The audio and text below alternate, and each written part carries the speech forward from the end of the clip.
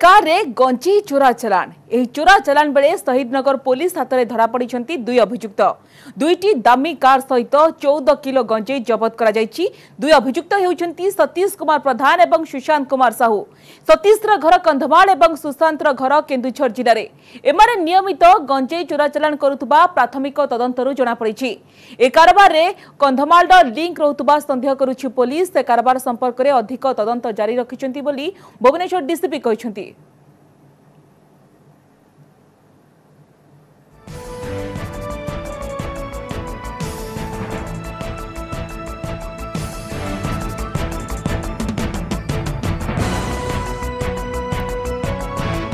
गतकाली शहीदनगर थाना ऑफिसर एवं स्टाफ खबर पाई दुईटी कार को इंटरसेप्ट करछंती।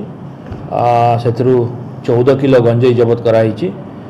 दुईटी कार जबत कराई। दुई जन आक्यूज लिटू आलियास सतीश कुमार प्रधान एवं बाबू आलियास सुशांत कुमार साहू। लिटू जी कंधमाल एवं बाबू केउझर से दुई जन से गंजेई नहीं कि जाउतले। आमर सस्पेक्ट होची माने हैबिचुअल गंजेई भलिया ट्रांसपोर्ट कारबार करंती अधिक।